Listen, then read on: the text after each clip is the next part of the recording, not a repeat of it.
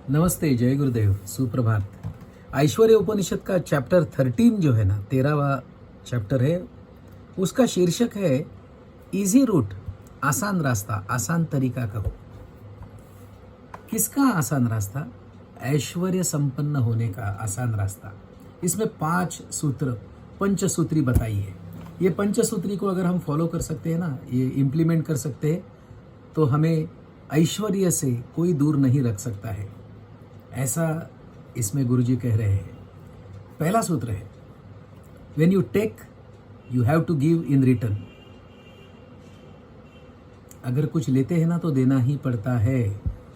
दूसरा सूत्र है, when you give you will be given in return. जब आप देते हैं ना तो परिणाम स्वरूप आपको दिया ही जाता है, आप चाहो न चाहो मिलता ही है। तीसरा सूत्र, टू टेक इज डिफिकल्ट। लेना कठिन है, मुश्किल है। चौथा सूत्र, टू गिव इज इजी। देना आसान है। और 5वां सूत्र है, the wise man takes the easy route.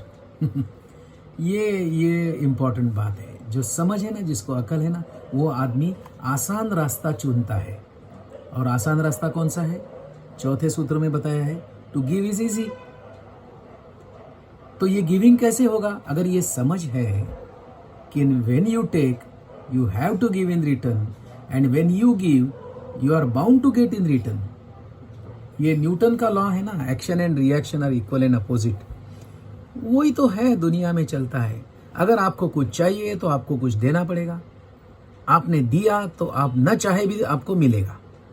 ये कर्म का सिद्धांत कहो, ये action and reaction equal and opposite. तो इतना आसान तरीका है। इसमें 3 स्टेप है। एक, समझो। क्या समझो? When you take you have to give in return, when you give you will be given in return. ये एक समझ। अनुभव में क्या ला सकते हैं? अंडरस्टैंडिंग होगी। अभी अनुभव के लिए कुछ करके देखना पड़ेगा, तपस है उसके लिए। To take is difficult, to give is easy. ये हो गया अनुभव के लिए 2 सूत्र है। और रियलाइज्ड मैन का लक्षण क्या है? रियलाइजेशन से क्या होगा? अंडरस्टैंडिंग, एक्सपीरियंस, अभी रियलाइजेशन। तो रियलाइजेशन जिसको हुआ है वो ही takes a easy route. The wise man takes the easy route. तो वाइज किसे कहेंगे? जिसको रियलाइजेशन हुआ है, उसकी समझ अनुभव पर आधारित है और वो परमानेंट है। He has transformed his understanding. His experience तो कोई भी हो, परमानेंट नहीं होता है, टेम्पररी होता है। अंडरस्टैंडिंग में भी चेंजेस आ सकते हैं, लेकिन रियलाइजेशन, बोध जिसे कहते हैं, एक बार हो गया, then he becomes a wise person, and therefore such person, a wise man, takes the easy route. क्या है इजी रूट? जो नेचुरल है ना, सारे पेड़ पौधे ना देने का भाव नहीं रखते, देना उनमें से हो जाता है। देने से किसी का कम नहीं हुआ, ये पूरे अस्तित्व में अगर दिखता है। और देना ये अगर स्वभाव है, अगर पेड़ फल देना बंद कर दे, देना मतलब फल तो आ गए लेकिन वो पकड़ के रखेगा, तो पहली बात, क्या उसे पेड़ कहेंगे? एक, क्या वो संभाल पाएगा इतने सारे फल? और क्या वो खुद भोग पाएगा वो फल? तो क्या है, क्या है ये विजडम? क्या है ये कला? सोच के देखिए। बातें दिखने में तो छोटी है, ये इजी रूट कहा है इसे। ये बहुत आसान तरीका है, लेकिन कब? जब समझ अनुभव में कन्वर्ट हो गई और अनुभव रियलाइजेशन में कन्वर्ट हो गया। और देखिए, अनुभव जो है ना, टेम्पररी है, वो तो चेंज है। अभी दूध है, दूध में शक्कर मिलाई तो मीठा दूध हो गया, फ्लेवर मिलाया तो फ्लेवर मीठा दूध हो गया, कलर मिलाया तो कलर्ड फ्लेवर्ड स्वीट मिल्क हो गया। लेकिन दूध ही है वो, उसका स्वभाव, नेचर चेंज नहीं हुआ है। लेकिन उसमें थोड़ा दही मिला दो, कुछ समय रुक जाओ, 6 घंटे, 4 घंटे, 8 घंटे, तो उसका दही बन गया। तो दूध, कुछ मिलाने से दूध ही रहता है तो वो चेंज है।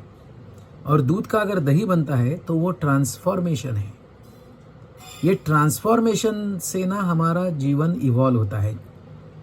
ये चेंज नहीं है, ये इरिवर्सिबल है। वापस नहीं दही का दूध बनता है। और दही पर क्या रुकेंगे हम?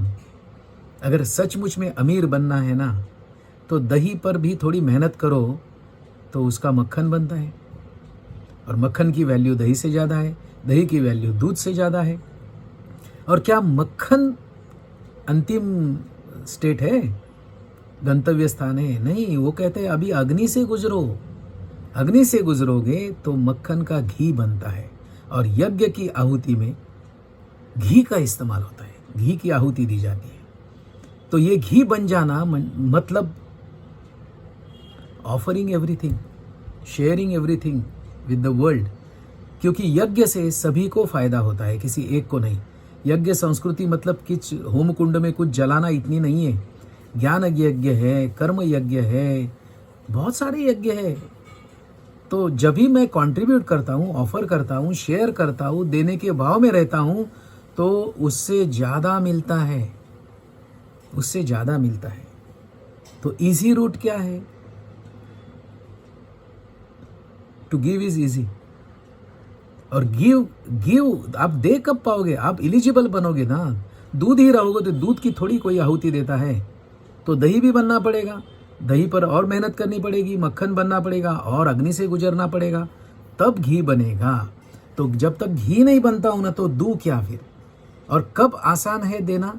जब मैं घी हूं ना, तब। That is wisdom, becoming wise.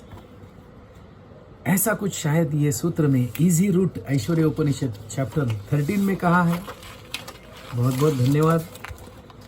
ये तो बस ऋषि मुनियों की देन है, जो हम इतने आसानी से इतनी बड़ी बातें हमारे लिए उन्होंने लीगेसी के हिसाब से छोड़ दी है। और मज़ा ये है कि कोई ऋषि, कोई जानने वाला कभी किसी ज्ञान पर क्लेम नहीं करता कि ये मेरा ज्ञान है, क्योंकि ज्ञान किसी का नहीं हो सकता है, ज्ञान किसी का नहीं हो सकता। एक्चुअली कुछ भी किसी का नहीं हो सकता है। ये भी अगर समझ में आए तो और मज़ा आता है। तो धीरे से हम चैप्टर 14 की तरफ बढ़ने वाले हैं अगले वीडियो में। जय गुरुदेव, धन्यवाद।